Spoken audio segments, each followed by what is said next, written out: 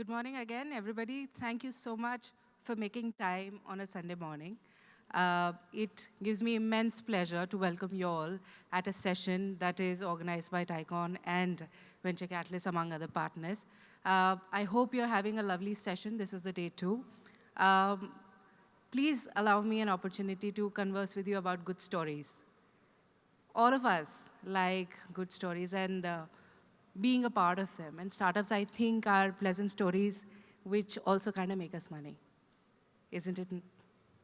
So let me introduce Mr. Vikrant, who's going to moderate the session which is coming up. He's been at FundEnable and has $60 million transaction or capital raised for his startup called Moderator. We also know him from Work India, which is the biggest gray and blue collar startup gray and blue collar employment startup. And apart from that, he's dedicated himself to education about startups because he's also doing his PhD in venture capital. He has already mentored 2,000 founders for raising capital and 350 plus people about how to angel invest via the program that you're going to witness. If you think that this is just another session, then I would like you to think again, because this session might change entirely what you think about investment in startups. So keeping the energy high, are we ready? Can I have a yes? Let's go. Over to you, Vikrant.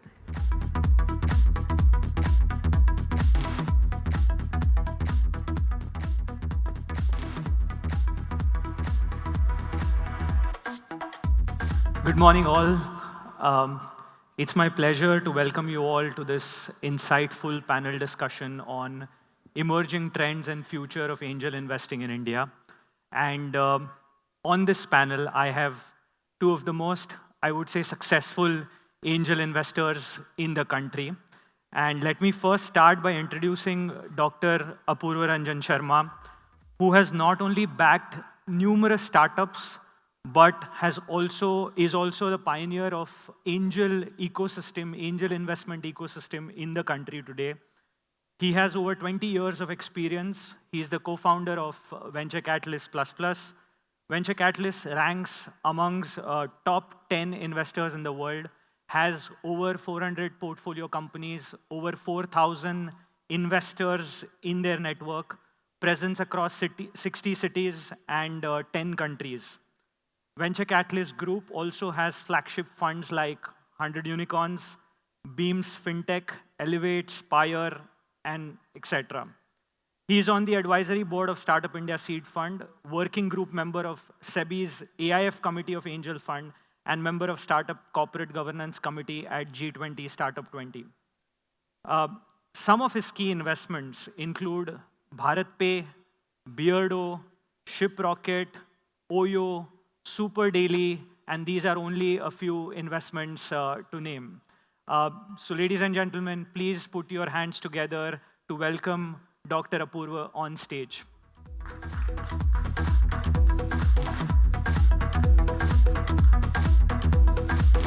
Sir, welcome to this panel.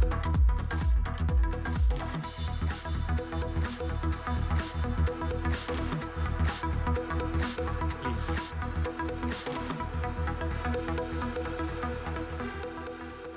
We also have with us Vinit Rai. Vinit is the managing director at JM Financial Private Equity. With over 2 decades in investment and leadership, he has established himself as a key figure in India's private equity landscape. He is a seasoned angel investor.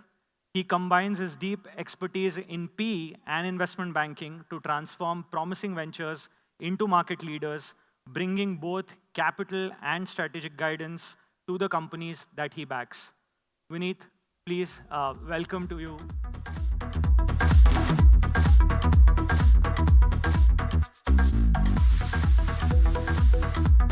Thank you so much.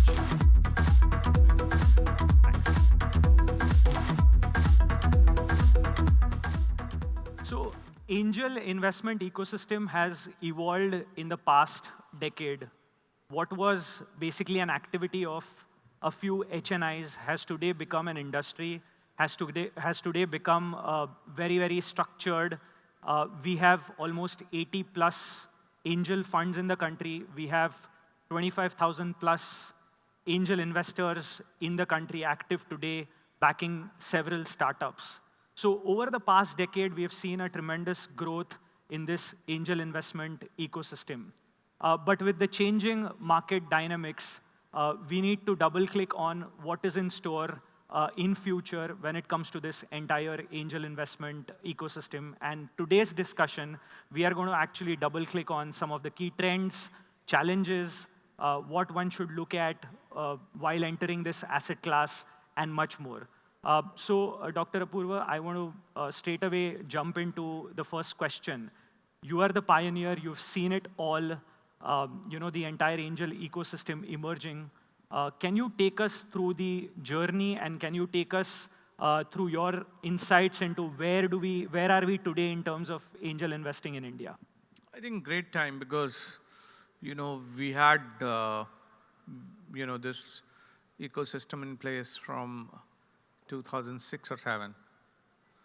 There were a bunch of angels, around 100 odd, who used to invest in startups, mostly CFOs, CEOs of large companies, or they used to be the guys who basically, maybe unicorn founders and a couple of, large listed company founders. So they used to invest earlier. And some of the ultra HNIs, sure. And also some NRIs. But now you see, the smaller the town, rather, I'll say, they will have, I met somebody from Guwahati, okay, who is running Guwahati Angels. Okay. I met somebody from Udaipur. They are running Udaipur Angels. Somebody from Pune recently. I met Pune Angels. Surat Angels. Surat have 4 angel networks. Okay. Right? So when I went in Surat 2017, there was nothing. Today I know there are about 4 angel networks, right? So like yesterday we said, today maybe you're around 50,000 angels in India. 25,000 is what you guys know. But, the chances of this becoming 5 lakh angels, 500,000 angels, in next 7 years are very, very high. Okay. The reason why I'm saying this, because people in the stock market have seen the value what startup can make in Zomato, right, kind of companies. Yeah. They have seen the large number of companies like Nazara, RateGain. In the last 1 or 2 years, you have seen large number of companies, who's created disproportionate value for the stock market investor. So those people already investing in equity, they're also shifting part of their investments into their startups. Sure. Right?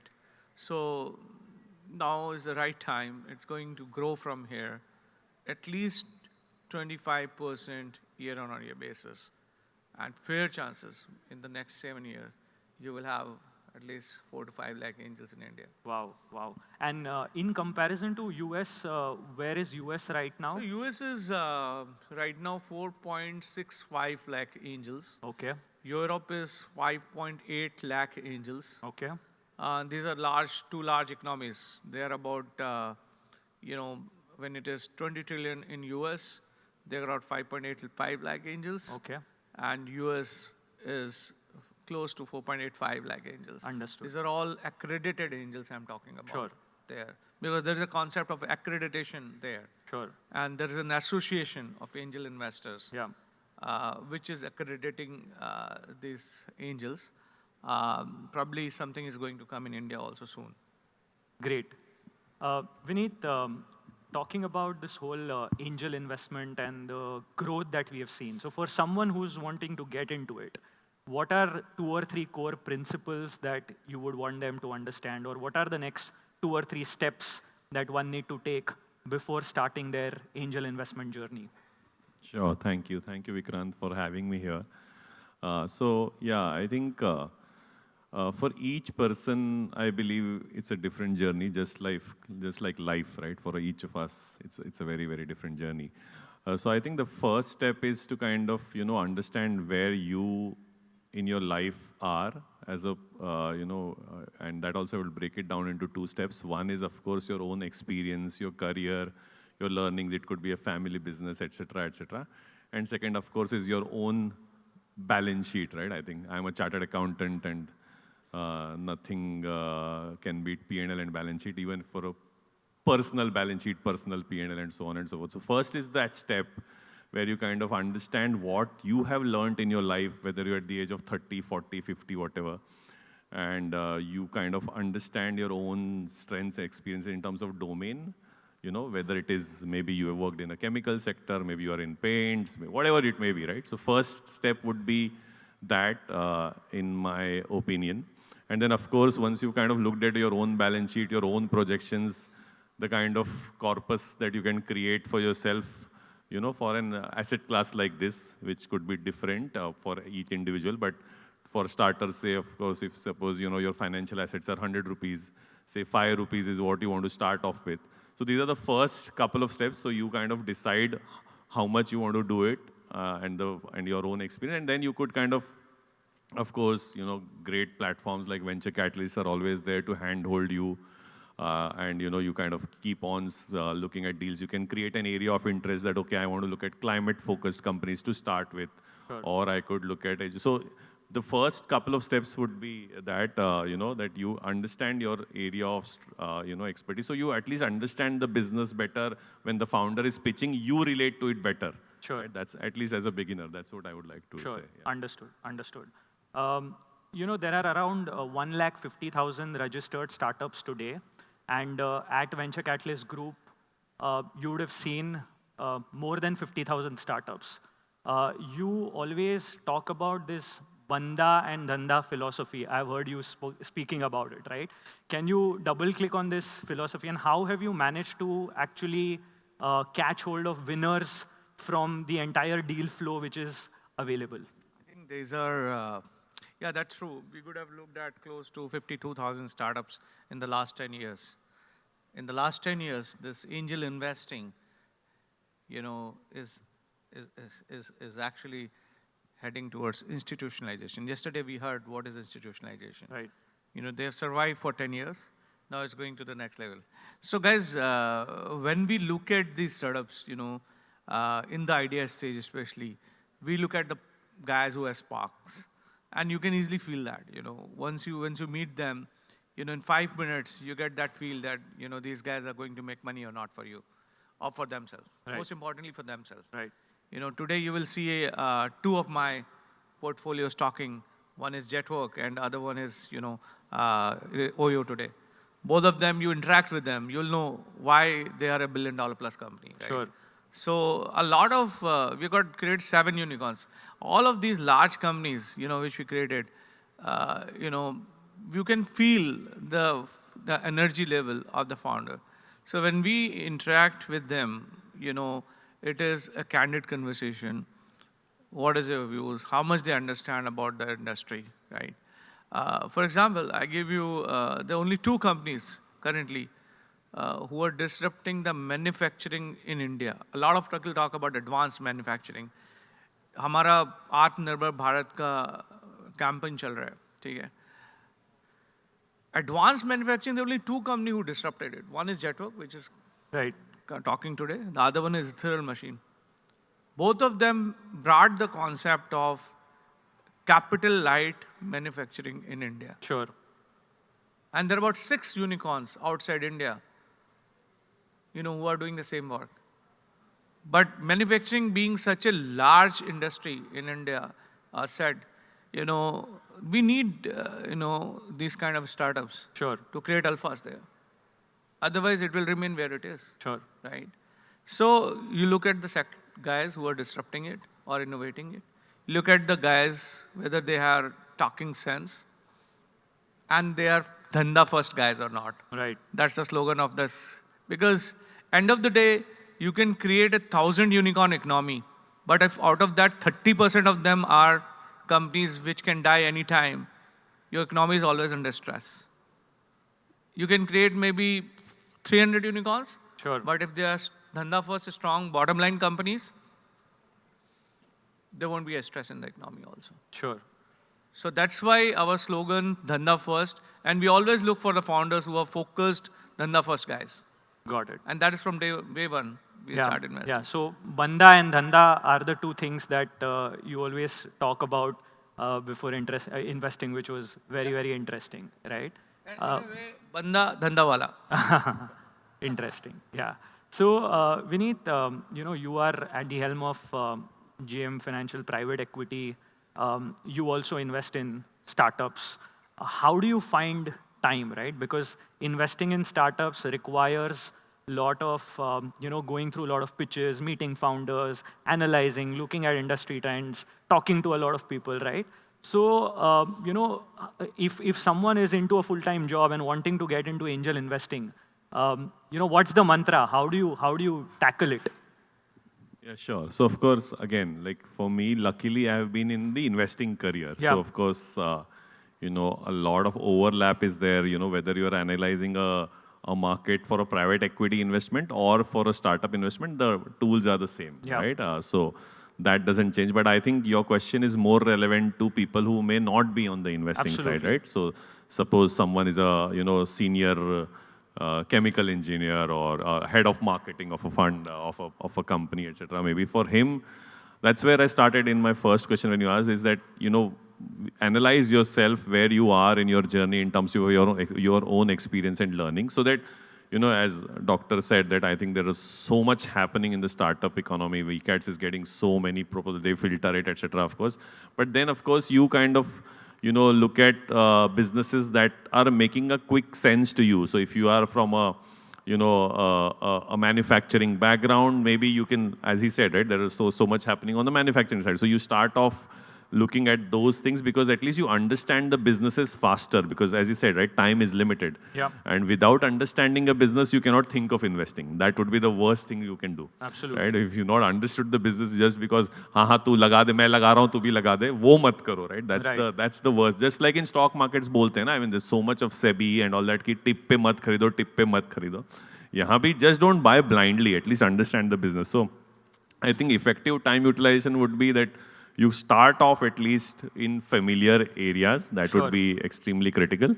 And then, of course, for me, finding the time, because that job is done, then, of course, it's also, for me personally, it's a lot of joy, right? When, you kind of, see, because I always see companies at a certain stage and then take them to a much larger stage. But it's a lot of happiness and fun to kind of see a seed guy get to that stage. So Yeah. that incremental time for me is just, I'll just steal time from somewhere and do it. But just for the passion, that's Right. for me. But I think for them, it's very important to start and then, of course, do, keep doing it and then it happens. That's the way I would say it. Understood. Dr. Apoorva, you have some thoughts? So I'll give you some examples, We basically, we work on different hacks. So the large listed company founders, a lot of times they give me hacks. Suppose they're a $10 billion company. I won't name a company, but, these guys keeps giving me hacks. Sure. These are hacks basically who can disrupt their sectors. So I'll give you an example. We are sitting in Mumbai, right? And internet is almost alive. Yeah. All of you see your IPL in your mobile, in your iPad, and all of that. So I got a hack from one of the, large telecom player. Guys, can you disrupt the internet? Despite the fact you have Jio, you have 20 other ISVs. I said, I gave this to my team. They said, almost impossible, sir. Impossible, right? Impossible. Then we looked at, I said, let's ask this question to entrepreneurs. Yeah. So one of the entrepreneur came to me, Dr. Apoorva, I can't disrupt what they've already done. But what I can disrupt is what they have not done. Sure. So they come out with a 1-day internet package, 7-day internet package, 30 days internet package, which was already there. But for slum guys, because in Mumbai you have more slums than high rises. अभी वो slum का बंदा है, उसको भी IPL देखना है, 100 Mbps चाहिए. Is another guy who is sitting in a lower income group, 1 BHK flat. उसको भी देखना है. How will he afford 14,000 in a year? Can they? Say yes or no. No. 14,000 year का afford कर सकते हैं क्या? नहीं कर सकते. So this guy come in a very affordable price.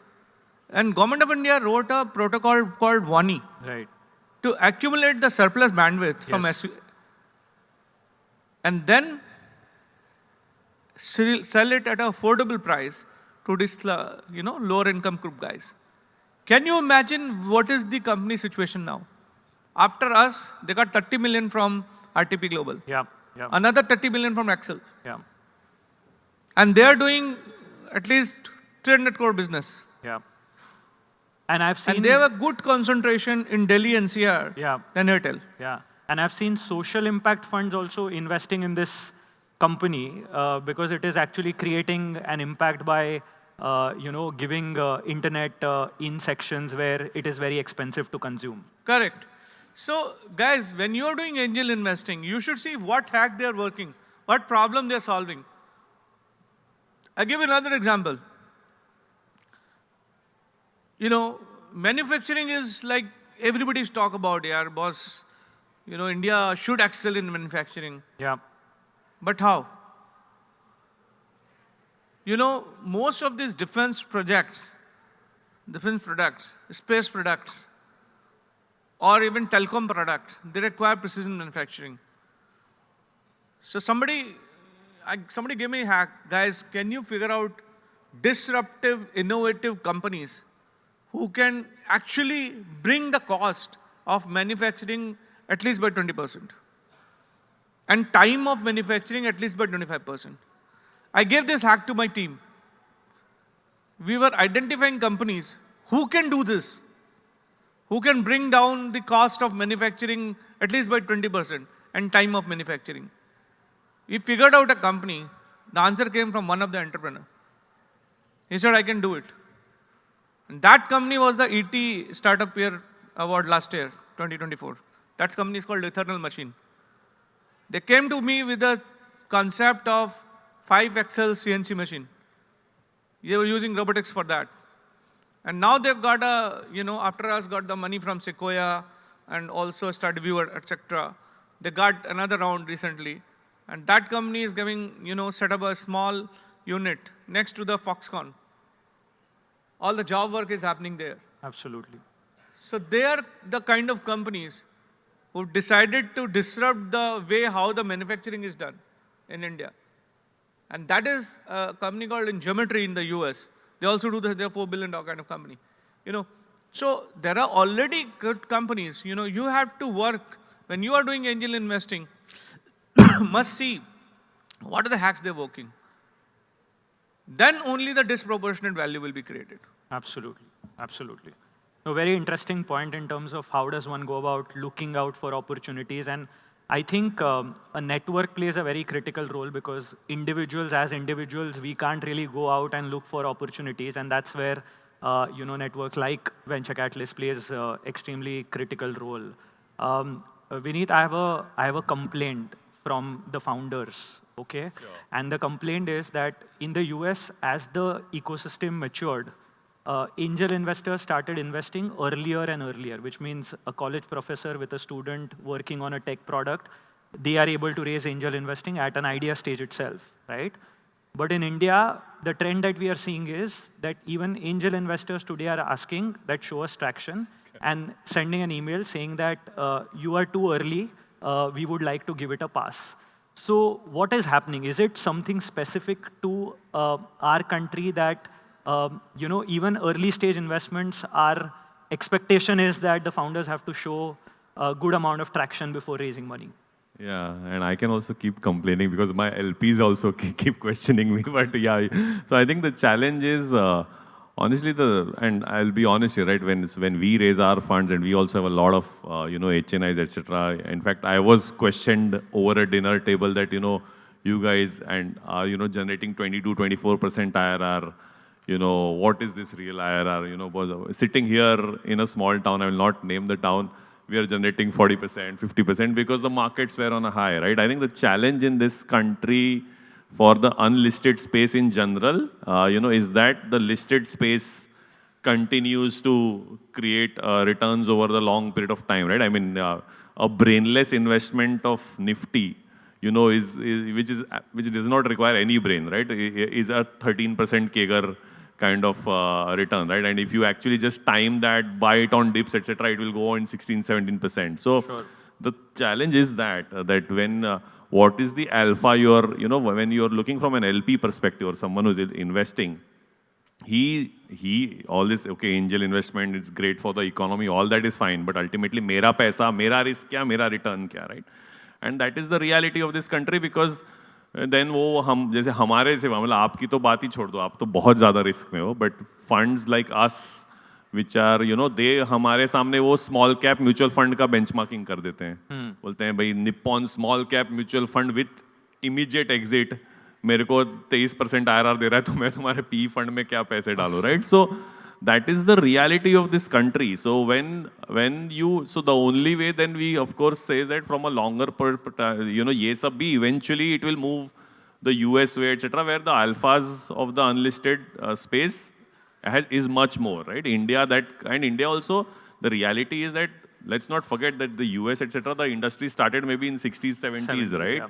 हमारा तो 2007-8 के बाद कुछ मतलब एक बार तो डूब गया उसके बाद. So it's a 10-year-old industry. Sure. So I think we got to be realistic and give it time, where people learn, do things, etc., and slowly the markets will become deeper. Thankfully, SME IPOs वगैरह हो रहे हैं, तो it will take time. But the fact is that this complaint is absolutely valid from a founder perspective. But the thing is that he also has to go and the other thing is that honestly we are improving on exits. But hamara exit is still nowhere close to, so the return of capital is not really happening, which is what, in fact, I've just written a book on another of my personal portfolio company called as Zebra Learn, and it's a private equity 360. But that's where I focus that as a founder, you also have to think exit, right? Ultimately, forget for the investor, but it is a duty of the founder to create exit so that the next founder gets money. Sure. नहीं तो exit नहीं होगा तो वापस कभी capital आने वाला ही नहीं है. So I think the complaint is absolutely valid, but the reality is that the other side, the supply side of capital, और India में मतलब इतना news में आता है कि right, they don't want to, as a mindset, we don't invest in R&D. Sure. That is a challenge, and that's been there. Like that's why only Infosys ही आता है यहाँ पे. We don't create products, right, from a tech perspective. So I think multiple challenges. Hopefully, only time will solve this, Vikrant. Yes, absolutely. Sir, you have some thoughts? So I think, Vikrant, and this is a message to all of you, that if you're investing 10 rupees into startups, keep 1 rupees out for moonshot ideas. Because the amount of, I will say, the alphas which they create is amazing, right? And when I say this kind of innovative ideas, moonshot ideas, it's very important to fuel them at this stage. There are very few companies. I just invested in a company called Partex, which is having 159 patents. Okay. And this is a company done by an Indian entrepreneur, Gunjan Bhardwaj, who has got, appreciation from Jensen of NVIDIA. They're working very closely. So they're a pharma tech company. They created an AI platform where most of the drug research people from across the globe, they put it on their AI platform. Got it. And they get a sort of validation whether they are using their use cases right or wrong, or whether they can be, from where they can raise the capital. Got it. So, there are disruptive companies, I'll say innovative companies, which will create a disproportionate alpha for you. But you have to take a bet there. Yeah. These are completely those kind of companies, if the money is like, if you go for zero, if it makes you money, it will be a massive multiplier. Absolutely. So we do invest around 10% of our capital there. Sure. So, kind of picking from there, I want your opinion, both of you, is exits, right? We spoke about it. Dr. Apoorva, you have seen so many exits. And what is it that an angel investor should actually expect in terms of exits? And also, can you give some examples? See, if you've invested in 10 startups, you will have a chance to get an exit in 4 or 5 of them, if your selection is right. But for that, you have to really focus on getting the exit in right time. Because if you're there in that cap table more than 3 years, the chances are that you are there for a longer time. Sure. So 3 to 5 years is a time when you should necessarily exit. Sure. If it's a very bad market, then it's delayed by another 1 year, 1.5 years. Sure. But in a good company, good portfolio companies, 2 to 5 years is the time of exit. You get many chances. And don't go into the greed that I'll make 100x there. Right. There are very few companies where you make, 80x or 100x. In my lifetime of 10 years of investing, I would have maybe only 5 or 6 companies, or rather 7 companies, which is above 80x. Wow. But those kind of companies are very, very rare. Yeah. Right? You will make consistently 5x, 10x if you smart investor. So smartness is not just investing. Smartness is also getting the exit at the right time. When you're getting offer, you evaluate whether how many years you are there in that beast. Sometimes you also lose because of that. Yeah, absolutely. I invested in a company called Pixis, which is a unicorn now. We gave them first check, we gave them third check, second check. Okay, when the SoftBank came, just before around that we exited. But we still feel we would have stayed, we would have made a lot more money. Around 100 million. But we still happy, our boss. We made money, right? Similarly, this was same in the OYO also. Same thing happened. Yeah. But it's important to understand, gentlemen, how long you as an angel investor can stay back. Yeah. You only have 40% of your portfolio, which is good assets. Yeah. So you have to time your exit, and that's where you need guidance on some of the seasoned angels also. Sure, sure. So I'm going to take a pause here and see if there are any questions, couple of questions from the audience to the panel. Can we have a couple of mics? Anyone? Any questions? Any thoughts? Yes, sir.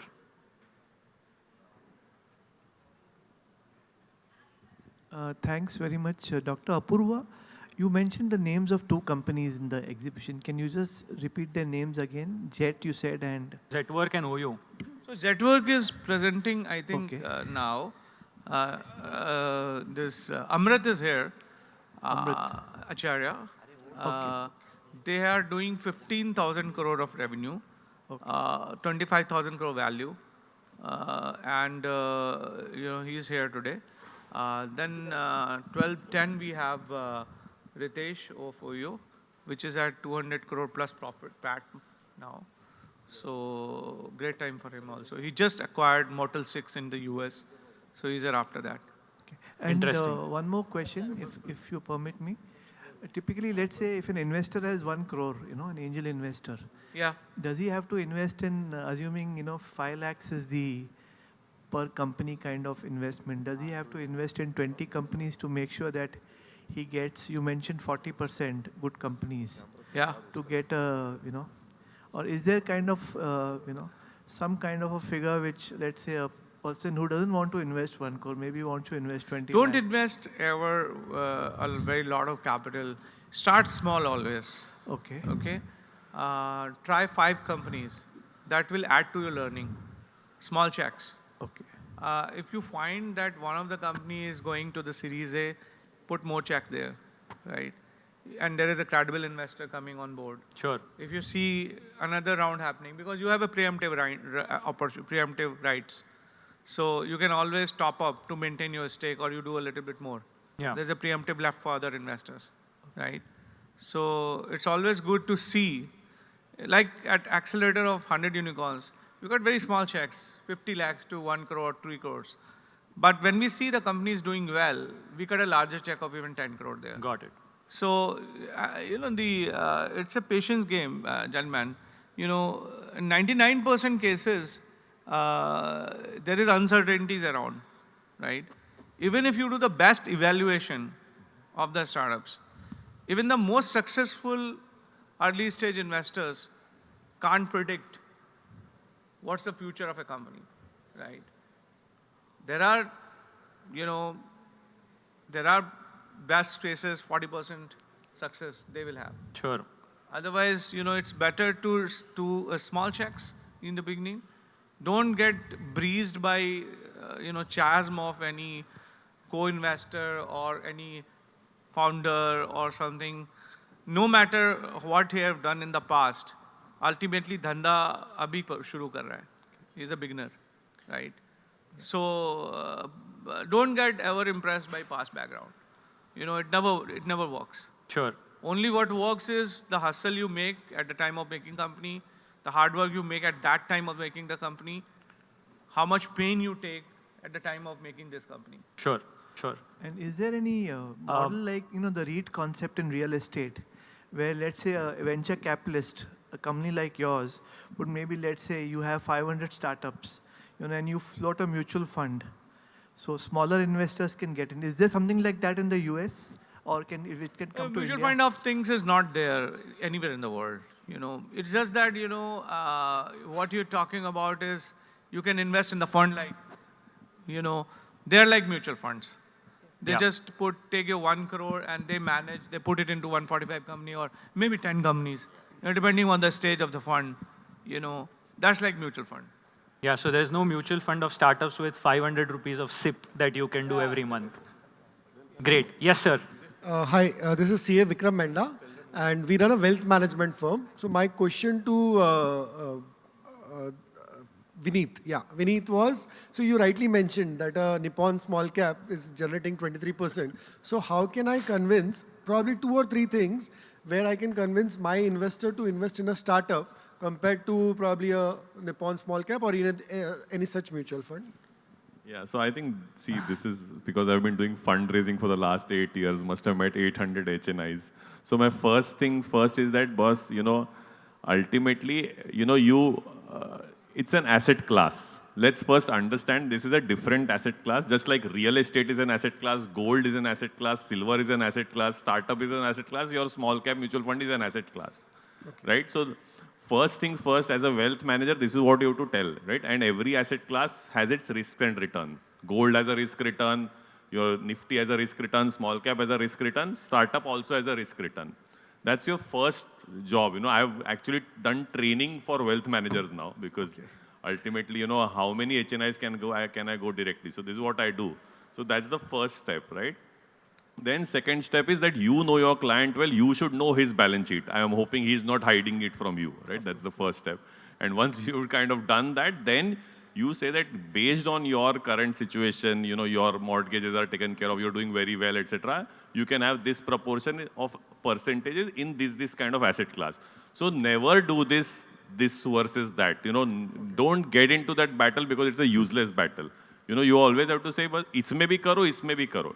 That's the way it will work. Diversified portfolio. Yes, absolutely. And the reality is that you should always mention this to them that just like, asset classes perform over a period of time, and in India, this asset class is a newer asset class compared. जैसे कि आप 20 साल पहले listed equity में लोग पैसे डालने को डरते थे, right? 2002, 2001, I'm sure doctor would know best. But आज कैसे है? आज तो mutual fund सही है, right? तो यही होने वाला है. ये आप उनको जरूर बताओ कि आज आप जैसे बोले हो ना म्यूचुअल फंड सही है, 10 साल बाद यही होगा स्टार्टअप सही है. अब आप डिसाइड कर लो आपको अब आना है कि तब आना है. That's the way to do it. जितना हमारा wealth वाला बंदा है, they should know that stock. You should see if it's a US market is the benchmark. 50% of the value created there in the stock market is by the startups. Wow. So just Google that, you will know all these things, right? And 10 years is gone of India now. Yeah. You will have the next 10 years, the best time of investing in the startups. You miss the bus, then you're outdated. Thank you, sir. Thank you. Great. We can have just one last question, please. Can I go ahead with the question? Yeah, please. Thank you for a wonderful session. And as you rightly said, that even the most seasoned investors can only predict 40% of the companies or startups rightly. So what has been happening on the public side of the market that 10 years back regular funds were the name of the game. And today, most of the people are going through the direct investment route, which is reducing the cost of investment. Right now, I think startup investments with especially through the angel funds, are in the regular mode right now. Do you see the efforts being made by the players like you to reduce the fee structure significantly? Because at the end of the day, I believe that's the only thing, that's the only controllable in the hand of angel investor other than picking the right opportunities. So if you can tell something on that, please. You guys, I'll tell you, what you invest, if it gives you return, right, then fees doesn't matter. If it is not going to return, then fees is a, pain. Yeah. Okay. So it's better to see the lenses that, who are the guys who actually solving the right problem, who are investing in the companies who are really solving the right problem. Okay. The success and failure of these startups depends upon, whether you're able to identify the problem solvers at scale and also the right people, then banda. Are you able to identify them? These two things, their ability to identify and ability to, this really defines. And more importantly, one point I want to tell all of you guys, early stage is not investing. It is enablement. If you don't have the system in place to develop them to the next level, Sure. your company is going to die. Yeah. Most of the early stage investors, I mean, you look at the US trend, around, if you have around $50 billion going into the startups, and if it is going to 3,000 to 5,000 startups every year, around 2,500 of them are coming from accelerators. Sure. And the rest of them are coming from the angel fund structures. Sure. Right? Both of them work closely hand in hand, but they have requisite, properties made to develop these companies. So that is important. That's why TiE has become very important. And just to answer your question straight, so just like I'm sure 6-9 में I think 9 months back SEBI has come for a direct code in AIF, right? So for example, when JM Private Equity is there, we have two kind of units. One which is through gentlemen like him, where wealth managers are getting us clients. That's the regular code. And then there are LPs who know Vinit for a long time and they don't need a wealth manager. They are coming directly to us. So that direct code has already started. I think just to answer your question straight, if that was your question.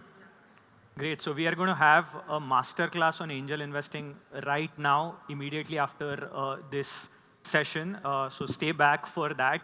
Very interesting. So thank you so much for this insightful session. Thank you all for being an engaged audience. I think if we have to contribute towards startup ecosystem, this whole angel investment journey for the next 10 years is going to grow. And I hope to see many of you investing in startups and backing startups in the coming few years. Thank you so much, Dr. Apoorva. Thank you so much, Vinit, for being a part of the panel. Thank you.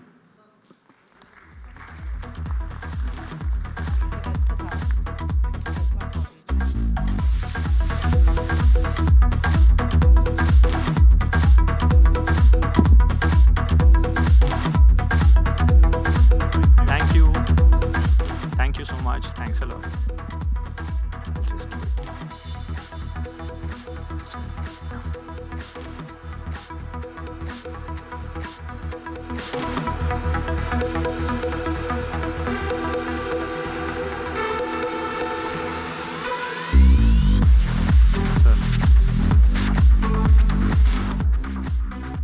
Thank you so much. Thanks a lot, sir. So let's immediately begin with the angel investing masterclass. Can I have the slide clicker?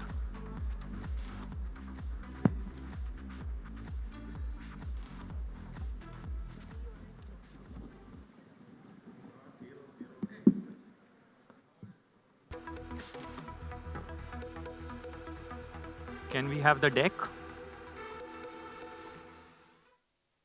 Perfect. So Venture Catalyst runs an initiative called Angel School, which is all about training angel investors and ensuring that they start investing in startups the right way.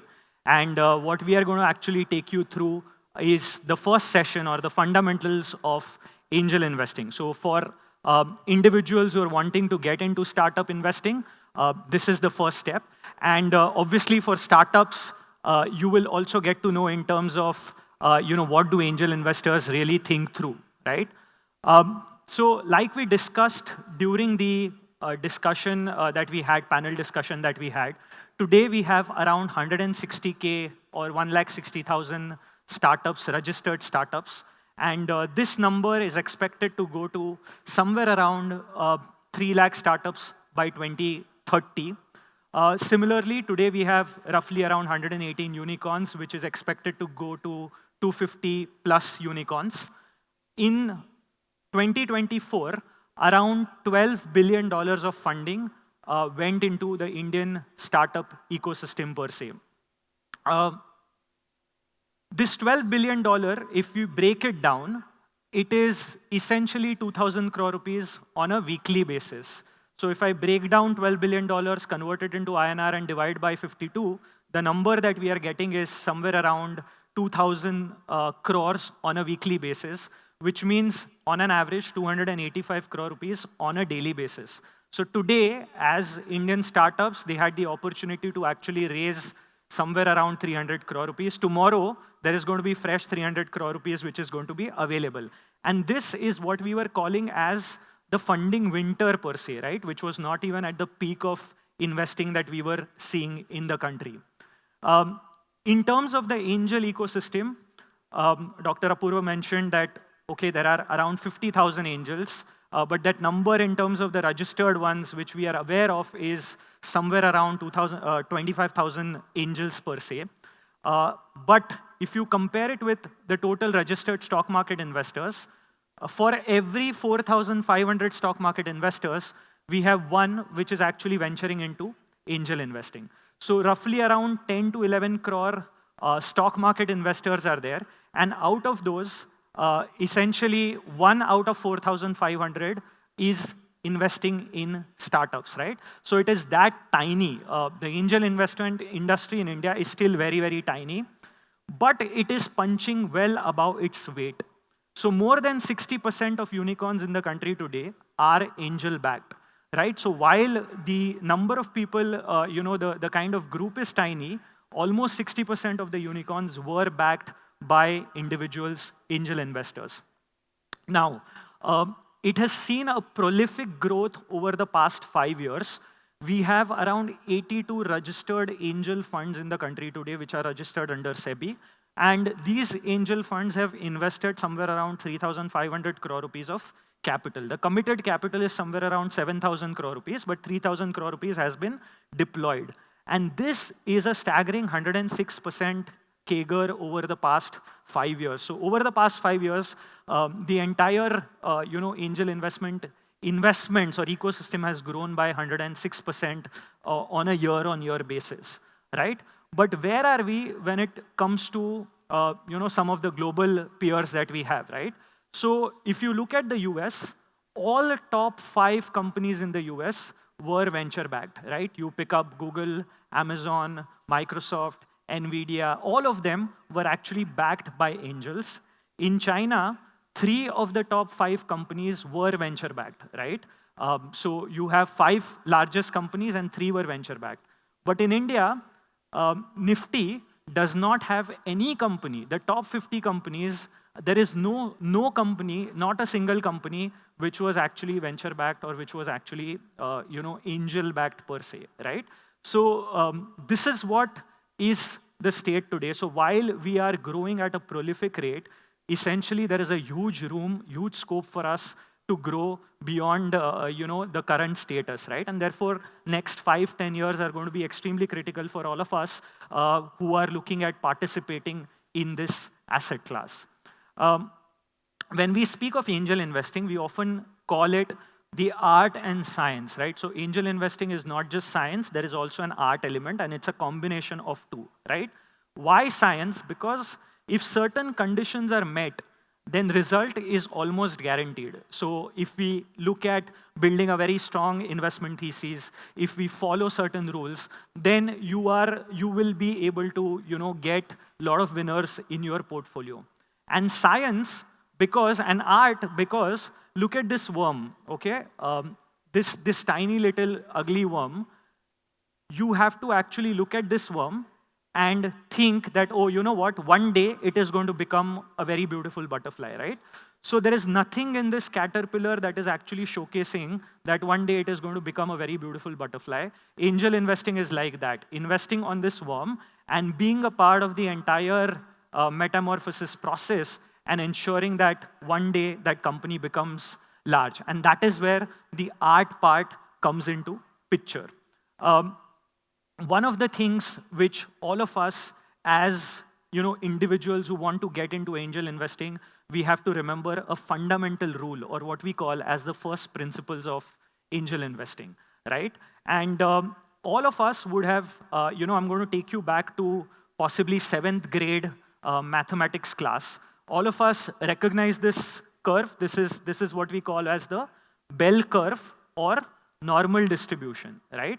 So what is normal distribution? Let's say if I measure the height of 10,000 people, right? And that average is coming out to around 5 feet 7 inches. So what I did was I took heights of 10,000 people, and the average height came up to 5 feet 7 inches. Most of us will be around that height, right? There will be very, very few outliers, or you will not see anyone who is 10x higher than the average that we are getting, right? This is how normal distribution works. So if normal distribution or symmetric distribution was to work in angel investing, the thing that we could do is we could go out and check what is the average return that startups gave us. So we measured the average return from 5,000 startups, and let's say that average return came out to 30%, right? Now, if I choose a particular startup and invest in the startup, then there is a very high probability, almost 68% probability, that my return will be closer to that average, which is 30%. You could choose any startup, and you would get 30% return out of that if startups followed normal distribution, right? However, startup investing does not follow the symmetric distribution. Do you know which distribution does it follow? Any thoughts? Any idea? Statistically, investing in startup follows which distribution? It follows a distribution called power law. And it's very important for us to understand, either as entrepreneurs or as startup founders, to understand this whole concept of power law, right? What is power law? Power law actually looks something like this. What I'm doing is, on the y-axis, I am plotting number of investments, okay? My number of investments. And on the x-axis, I am plotting returns that I'm going to get from those investments, right? What is going to happen is a very, very large number of investments. Okay, look at the y-axis, right? Very, very large number of investments are going to give me almost 0 returns, right? And on the other side, very, very few investments are going to give me massive returns, right? So the game of startup investing is actually a game of very few big winners and is a game of power law, right? We have to remember this particular distribution very clearly if we want to get into investing in startups per se. So large number of investments are going to give me almost 0 returns. Very few investments are going to give me massive returns. And therefore, the successful founder, what is his or her job? His or her job is to not give me returns only on his or her company, right? I invest in a company and the founder gave me 2x, 3x returns. No, that's not the job of the founder. The job of that successful founder is to give me enough returns to also cover 8 or 9 of my failed investments, right? So if you are a startup founder listening to this, when I ask this question in the class that, what is the return that you are okay to give to the investors? And the founders say that 3x, 2x. Well, that 3x, 2x would have been good if, across all, I would have gotten that kind of a return. But because most of my investments are going to fail, your responsibility is to also give me returns for my 9 failed investments so that at a portfolio level, I am able to beat the stock markets or what we were talking about, right? The small cap indexes and the large cap indexes, etc. Right? So therefore, this is what is the expectation in terms of returns. And therefore, 40x, 35x, 50x, all of these will be required for us to make money at a portfolio level per se. And that is the reason why instead of entering this asset class with concentrated bets that I like this founder, I'm going to park all my money with this founder, that will not work. The likelihood of that working will be very, very low. Whereas a portfolio mindset with diversification, right? 5-10 lakh rupees of investments across 8-10 companies has a higher probability of giving you returns. And how much returns? I have plotted this on the chart and I'll show it to you. Let's say you had 10 rupees and you invested 10 rupees equally out across 10 startups, right? 1 rupee in each startup. 7 of my companies actually failed to give any returns, right? They all failed. 7 companies failed. 1 company gave me a 3x return. 1 company gave me a 5x return. And 1 company gave me a 35x return. Let's say this is how my portfolio behaved, right? 7 failed. 1 gave me 3x, 1 gave me 5x, and 1 gave me 35x returns. Now, if I plot this over 7 years, right? Let's say my investment horizon was 7 years. In 7 years, my 10 rupees has become 43 rupees. Okay, how 43? Essentially, 3 plus 5 plus 35, right? So 10 became 43. Now this 43 over 7 years is basically a 23% IRR, right? Even if your portfolio behaves this way where you will get 1 company which is giving you a 35x returns, right? You will still end up getting somewhere around 23% IRR over a period of 7 years. And what is going to happen? 81% of the returns is going to come from a single company, which is your big winner. And 19% of the returns are going to come from small winners, right? So while it looks very, very fancy from the outside that, hey, this investor made so much returns, what we are not aware of is the number of failed investments. And at a portfolio level, how does it work, right? So always keep in mind power law, always keep in mind what it takes to actually make returns in this particular asset class, right? Moving forward very quickly, and this is again a very interesting concept. If we look at the venture worm of how a venture actually, kind of peaks, right? In an ideal state, we start with an idea, angel investors then invest in the company. Then we have Series A, Series B, Series C, all the funds or the institutional guys coming in. And what is the end result for this? The end result of all of this is either we want to take this company to the IPO level or this company gets acquired and we as angel investors are going to make money out of it, right? Interestingly, as individual investors, we only have options to enter a company's growth journey at the 2 far ends of the spectrum. So either you invest at this stage or you invest at a stage when the company is going for an IPO, right? For someone like a Zomato, we had option only to enter at the IPO level. And as individuals, if we had that opportunity, we had the option to enter at the angel level, right? So as individuals wanting to participate in the entire growth journey of a particular enterprise, of a particular company, we only have 2 options, either enter as an angel or when the entire growth has been sucked out, we enter at the IPO level. In between, the game is of all the institutional large investors per se, right? So what does it take to become a winner? And we have been running Angel School for, we've completed around 8 editions of Angel School, spoke to a lot of investors who are investing in startups. What does it take to become a winner in this particular domain of angel investing? Well, what you need to have is actually a roadmap. Now, what is a roadmap?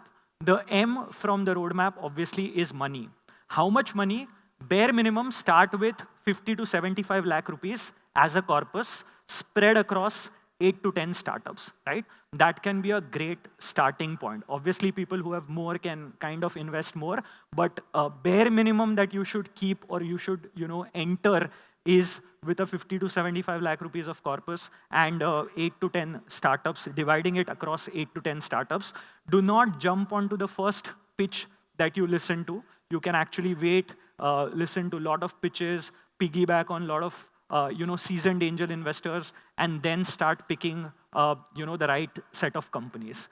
A is access to quality deals, which is extremely critical. As an individual investor, I might want to invest in startups, but no startups are actually reaching out to me because I am not a full-time, angel investor or a full-time venture capital investor, right? Nobody knows that I'm investing. So the best way to invest in startups is through a renowned angel network, which is known for quality of curation and a very strong due diligence process. These are the two mandatory things which are important, right? So their curation is very strong and their due diligence process is extremely strong. Such angel networks will play a very critical role in giving you access to quality deals, right?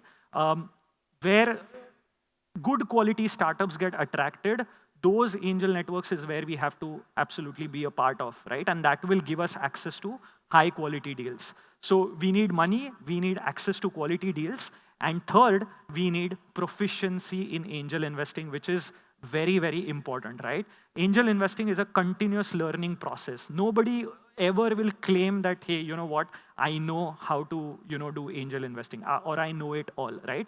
Because at every point in time, you are learning. You have to spend time in attending hundreds of pitches, listening to questions asked by savvy investors, reading a lot, staying updated with whatever trends are happening when it comes to technology, when it comes to sectors, and then essentially enter, right? So it's also a very intellectually stimulating activity because you are constantly kind of, going through this learning. It adds a lot of value to you as an individual as well.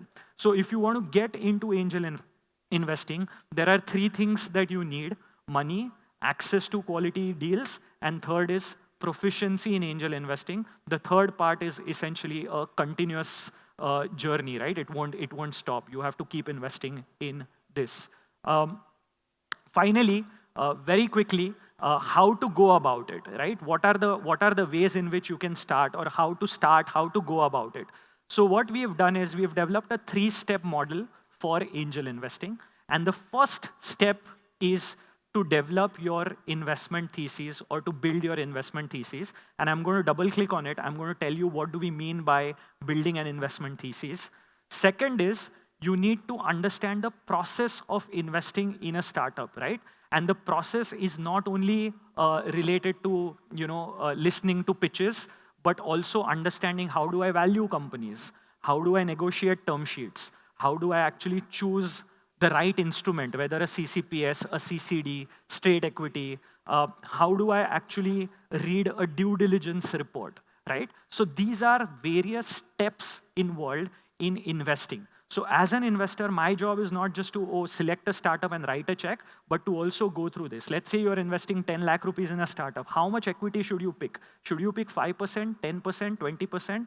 That correlation will come through when we actually get into understanding of concepts like valuation, right? How do I ensure that I'm not stuck in the company while other investors are leaving the firm? So there you need to understand things like various rights, tag along, drag along, anti-dilution. So as an investor who's wanting to get into this asset class, the process of investment, one needs to understand it in detail. And finally, the third is value addition to your portfolio and preparing for exits, right? So angel investing is a very active form of investment. It's not like stock markets where I just buy shares and I don't have any opportunity to add value. In angel investing, you have a lot of opportunities to add value to the founders, whether in terms of the network that you bring to the table, whether in terms of the expertise that you have as an individual. And then ultimately, all of this will eventually work if we are able to make money through exits, right? So the three things that one needs to actually consider before investing in startups is, first, building your investment thesis. Second, understanding the process of investing in startups. And third, providing a lot of value and obviously preparing towards exits per se. I'm going to take a quick pause and see if you have any questions related to what we have discussed so far. One book that I would suggest to all of you, and maybe on my LinkedIn you'll find a list of books and summaries, but there is a book called The Power Law by Sebastian Mallaby. It's a fantastic book. Founders and investors both need to actually read this book. That will give you a lot of insights on how the entire investment world, startup investment world actually functions, right? A quick pause to see if there are any questions, any thoughts related to angel investing, either as an investor or as a startup. Anyone? Any ideas? Cool, all good, understood the power? Yes, sir. Criteria to register for this angel network that you mentioned. So there's a group. Yeah, right? so everyone has their own criteria, right? That criteria in terms of sign up, right? So you have to basically sign up to an angel network, and that's it. Then you start seeing the deals, right? You start seeing updates on various deals, right? So the team at Venture Catalyst is here, so you can actually reach out to them and see what's the process. So for an investor to take the initial baby steps, Yeah. what should be the amount that he should be having to start with? So I would, and this is very subjective, I would say start with 5 lakh rupees of investing in one startup to begin with. But like if we all know that power law is going to come at play, and therefore that 5 lakh rupee, there is a very low probability that one investment is going to make you a lot of money, right? So you will have to eventually start with at least 50 to 75 lakh rupees so that you can create a portfolio of 8 to 10 companies at least, right? That's the thought. Okay, and last question, what should be his expectations in terms of, you mentioned this, going through the due diligence, going through probably periodic reports. Sure. MIS dashboard. So how frequently this investor should be going through the performance of this startup? Sure, so typically what happens is if you are investing through an angel network, the network actually takes care of the valuation, term sheet, etc. But as an investor, I need to know what is happening, behind the scenes, right? So that's where I want to invest time and effort in this entire exercise of learning, right? From a periodic, from the data standpoint, typically when you invest at a quarterly level, you get the MIS of the company in terms of what is happening, performance, what are the key updates, what is the bad news that the founders want to disclose, right? So all of that, the structure is set, and typically at a quarterly level, you keep getting updates about the companies, right? If you are actively investing, which means you are also adding value to the startup founder, typically, one call a month, checking on what's happening. The founder would possibly call you to get some insights, right? So that keeps on happening on a as-on-need basis per se. Sure. Thank you. Thank you. Hi. Yes, yeah, sorry, please go ahead. Yeah, my question's again about the term sheet and SHA and stuff. So if the angel network is there, yes, they would take care of it. But let's say such a network is not involved, you're doing it directly. Or you're doing a follow-on where, again, the angel network's not involved. Yeah. How does an investor ensure that the terms and SHAs are... Yeah, so therefore you have to, as an individual, you have to learn first and spend some time on learning. And that's where, the whole objective of our angel school is also to kind of, empower investors to understand this process, right?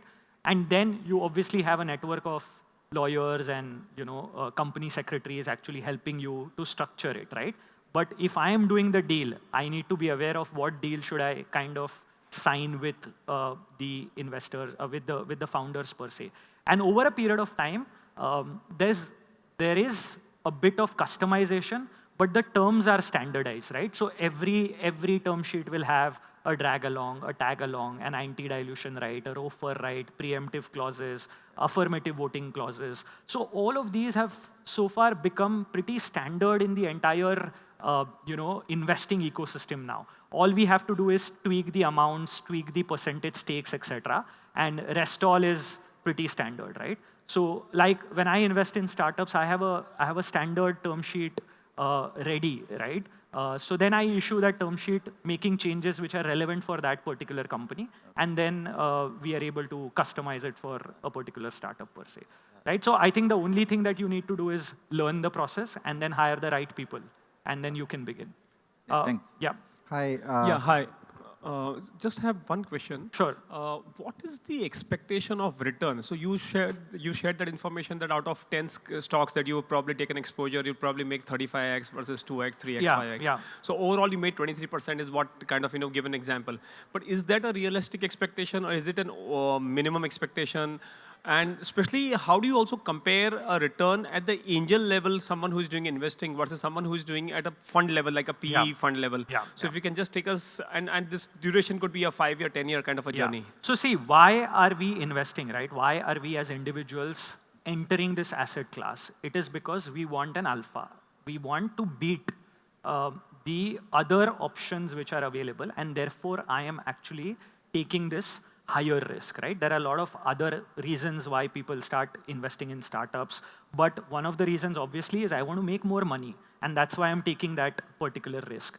And therefore, overall, the expectation is at least to make upwards of 25% on an IRR basis, because that is what will give me alpha over the listed space and some of the other options which are available with me, right? Now, how much, right? Whether it should be like 40% IRR, 50% IRR, that is something which no one can predict per se, right? Example, fortunately, I have been personally very lucky that most of the investments that I made, and one of the companies that I'm going to talk about is this company called eMotorAd. eMotorAd is a Pune-based, can I take the slide back? Yeah, thank you. So eMotorAd is a company which is basically making electric cycles based in Pune, right? So when I entered, somewhere around 1 crore rupees of capital was invested. And after that, the company was able to raise 24 crore rupees from a climate impact fund called Green Frontier Capital. And later, we raised 165 crores from a fund called Panthera. And to our surprise, MS Dhoni invested in this company, and MS Dhoni is also the brand ambassador of the company. And there is also a very nice YouTube ad where he's sitting on the cycle and singing a song, right? Now, the company today is doing somewhere around 250 crore rupees of top line, right? And all of this has happened in a span of 3.5 years. Now, this company will possibly not fit even in that 35x, right? The expectation is far larger. And the whole idea is to take this to the IPO level. If that happens, the expectation is far larger. And the earlier you enter, so what a VC would come in, they would come in after us, right? So the earlier we enter, the higher is the expectation of the return, because the risk is, very, very high, right? So to kind of give you a very basic example, like beating the indices is the bare minimum that I have to target.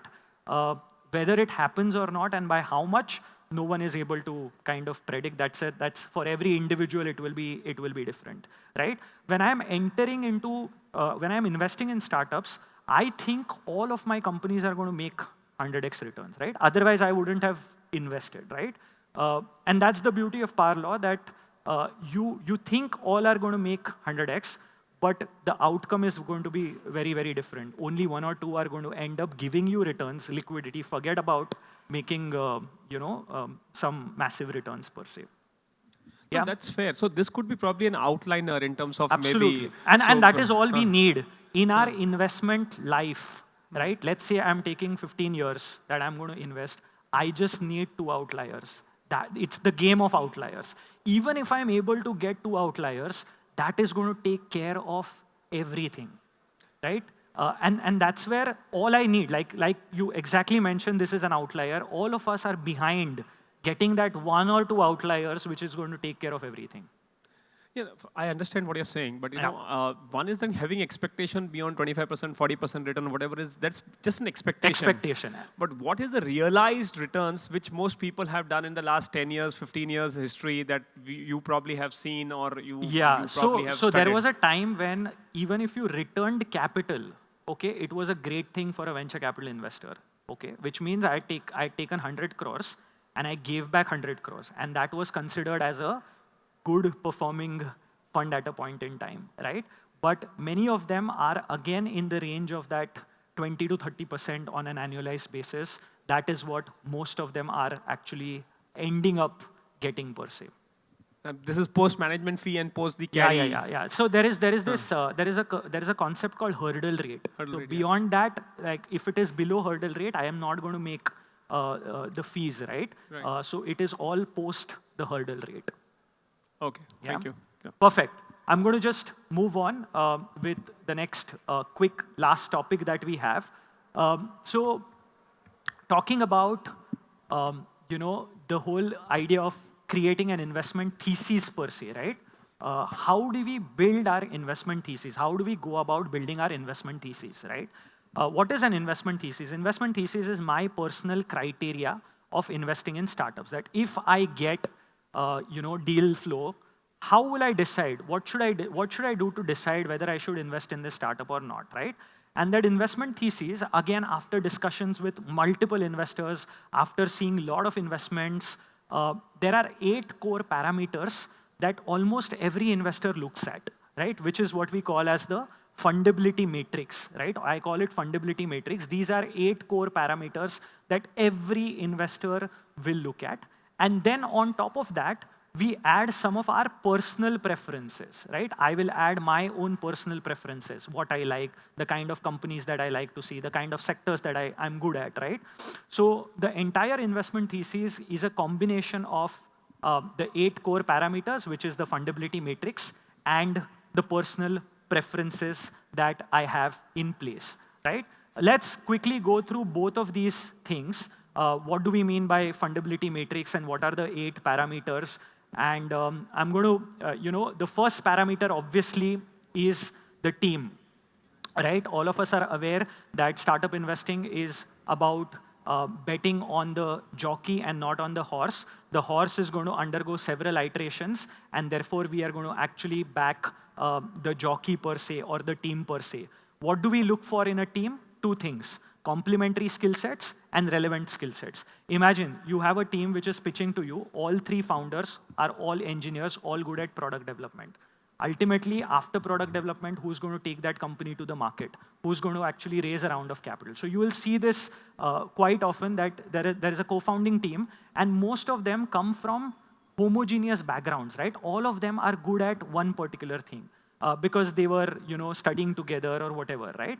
So that possibly will not work. Every startup has core pillars. You need people who are holding fort at the core pillars when it comes to the team. And second, relevant skill sets. I am calling myself as the chief marketing officer of the company, and I'm running a B2B SaaS company per se. Now, what experience did I have to call myself the chief marketing officer of a B2B SaaS company? Did I kind of sell software products to large corporates in my previous role, right? The average age of a funded entrepreneur in India today is somewhere between 35 to 40, right? Which means a good 10 to 15 years of experience has gone in, and then these guys have raised a round of capital. All the stories of college dropouts raising a round of capital, these are, again, outliers, but get highlighted. And we think that, oh, investing in startups is all about, backing college dropouts or very, very young, founders per se. In India, like I said, 35 to 40 is when, founders are raising maximum amount of capital per se. And the third thing within the founding team, which we look at is, can this founder bare minimum at an angel level, can this founder bare minimum take the business to 100 crore revenue? Does he have that or she has that ability, right? Basically what happens is we get super excited by innovation, right? But always remember, investors don't primarily back innovation per se. They back application of that innovation. So if I'm building something very, very innovative, but I don't have the ability to build a large business out of it, I will not be able to actually raise a round of capital, right? So don't get there is no dearth of innovation in the country. If you just travel across the country, go to various incubators, you will see amazing products, innovative products. What is lacking is founding teams who are able to take that innovation and build a very large business out of it. That is what is lacking. So always think about it. कि यार great business, great product, great innovation, but क्या ये आदमी इसका 100 करोड़ का धंधा बना पाएगा, right? That is very, very critical, right? Again, going back to one of my examples, the company that I'm a part of, eMotorrad, look at the founding team, right? 4 of them come from very different backgrounds, come from relevant backgrounds, spent time in the electric mobility space, and then went on to start a company. And obviously things like passion, etc., plays a very critical role, which we are anyway aware of. So I'm actually talking beyond those points per se. The second piece, which is extremely critical, is scalable business model. Can someone tell me what do we mean by scalability? All of us talk, everyone is going to talk about scalability. What do we mean by scalability? Any thoughts? What is a scalable business model? Any ideas? Yes, sir. Sorry. I simply put it only there are 2 ways. Either you have a capital expenditure or in the business working capital expenditure. Absolutely. Okay. So asset turnover, Absolutely. If asset turnover is very high, you can scale that business without putting much money. Absolutely, right? So to kind of simplify what you are saying, are you a chartered accountant, sir? So I mean, I run my investment firm. Okay. So to kind of simplify it, is there a linear relationship between revenue and capital? Okay. If there is a linear relationship between revenue and capital, then as per VCs, your business is not scalable. Look at a factory. I put 5 crores and the factory is giving me 10 crore rupees of revenue on a yearly basis. So 5 crore का factory डाला और वो factory मुझे 10 crore का revenue दे रहा है. If I have to double my revenue, what do I have to do? I have to put another 5 crores and then my revenue will be 20 crores, 10 crores through 2 factories. So there is a linear relationship between revenue and capital. Every 5 crore of investment is going to bring me 10 crore rupees of capital, 10 crore rupees of revenue per se. But there are business models where once the initial product is created, the cost of replication and distribution is negligible. Or as more users kind of join, they join without any significant additional costs, right? Or network effects, right? As more customers or more users join, the value for all the customers increases, right? Here, there is a non-linear relationship between revenue and capital. So my first 5 crore of investment would give me 10 crore rupees of revenue, but my next 10 crore might require only 3 crore rupees of capital. The 10 crores after that might require only 2 crore rupees of capital, right? So there is an incremental or exponential relationship between revenue and capital. So again, business scalable hai ya nahi hai? What is the definition? Linear relationship dikh raha hai, capital or revenue ke beech mein, not scalable. Exponential relationship dikh raha hai, scalable business model, right? And that is the definition of scalability from a VC standpoint when it comes to what we are actually talking about, right? Most of us think scalability means replication, geographic expansion. That is right, but VCs have their own definition of scalability. Finally, value proposition is very critical. What is the customer pain point that you are solving? How severe is that pain point? To understand this, I actually divide businesses into 2 categories, vitamin business and painkiller business. I know vitamin D is important for me, but did I pop in a tablet today? No, I can still deliver a 1-hour session and nothing is hurting. But if I fall and break my bone, the first thing that I'm going to do is call someone and say that give me a tablet of painkiller. I don't care what cost, just bring it to me right now. Businesses are also of these 2 categories. There's a vitamin business, there's a painkiller business. Vitamin business is where the customer is saying that boss abhi Holi long weekend aa raha hai to uske baad phone karo ya year end aayega to uske baad phone karo, right? Whereas a painkiller business is the customer is actually there's a habit that is created. The customer cannot live essentially without the business. They keep calling saying that boss where is the product? Here is the advance, right? So does the product have a repeat potential? Is it creating habit? Is the customer going to keep coming back, right? That is how you differentiate between a vitamin and a painkiller business. Obviously, a painkiller business has a higher probability of raising a round of capital, making good margins, etc. So when we talk about value proposition for very early angel investors, simple cheese. Kya ye dhanda vitamin dhanda hai ya ye dhanda painkiller dhanda hai, right? So when it comes to team, relevant skill sets, complementary skill sets, 100 crore business. When it comes to scalable business model, is there exponential relation or non-linear relationship between revenue and capital. And third, when it comes to value proposition, is it going to be a painkiller business per se, right? Finally, proof of concept, all of us know that today investors are not typically investing in idea stage companies. I started my career as an intern with Mumbai Angels, and back then, somewhere around 2010, we were seeing investors writing check even at idea stage companies where the founding team is very, very solid. Over the years, investors started asking questions around, hey, show me users. Even if there is no revenue, that is okay, but I want people who are using your product. Then we saw a phase where people said, I don't care about the users, I want to see revenue.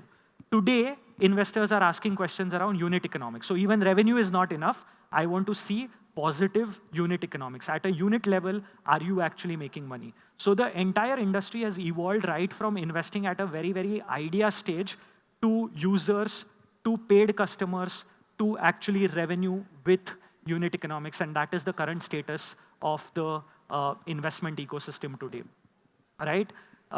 Then we talk about the market size. And market size is possibly the worst looking slide on the deck of the founders. They would actually download a few reports from Google and show you that, hey, the Indian electric mobility segment is growing at this pace. This is the CAGR, right? That's not really the intent. A large market would mean ability to create a large business. A small market would mean a very niche business, right? If the market size itself is 10 crores, then even if you acquire 50%, you will still be a 5 crore revenue company, right?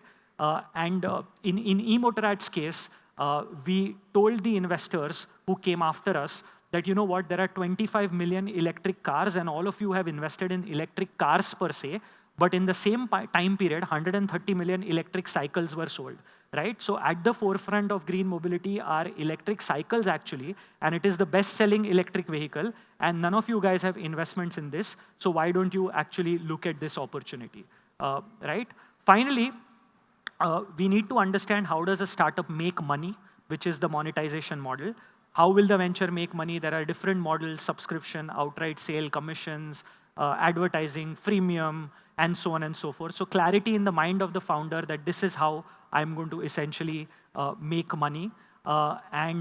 Exit, we spoke about the exit. We understood the power law. Dr. Apoorva actually talked about the exit. So while entering itself, you need to have some understanding of, oh, this can be a great acquisition opportunity for a large corporate, or this is something which has the potential to go till the IPO level. And for most of us as angel investors, we don't typically, wait till the IPO level, or the larger funds don't allow us to wait. As we raise multiple rounds of funding in the third or the fourth round, a secondary sale happens wherein a large fund buys out all of us for cleaning up the cap table and giving us the exit per se. And finally, we have one last point, which is entry barrier. And this is where we complete our fundability matrix. And what is an entry barrier? Entry barrier is very different from USPs. So startups will come and pitch to you, and typically the slide that they will show is there are logos of different companies, competitors, and there are basically features, right? And on the startup that is pitching, there will be all tick marks, right? And against the logos of others, there will be some ticks and lot of crosses. And then they will say that, hey, this is what we are bringing to the table. Or there will be a X and Y axis, and the startup that is pitching will always be at the top right end of the, the screen, and the rest all will be across different areas, right? So is that entry barrier? No, these are USPs. There's a very big difference between a USP and an entry barrier. Let's say I make chocolates, okay? I'm in the business of making chocolates. I make chocolates which are as high quality as Swiss chocolates, and I make it at 1/10 of the cost. So I'm coming and pitching to you saying that I run a chocolate company. I make chocolates which are as high quality as Swiss chocolates. I make it at 1/10 of the cost. Only I can make it, and no one else can make it, or others will find it difficult to make, is an entry barrier, right? And why does that entry barrier exist? Because the product is very difficult to build. Or I have a team which is the best in the market. Or in case of defense, space, and health/pharma, IPs play a very critical role. Or customer affinity, right? Customers just love me and they keep coming back to my product again and again, right?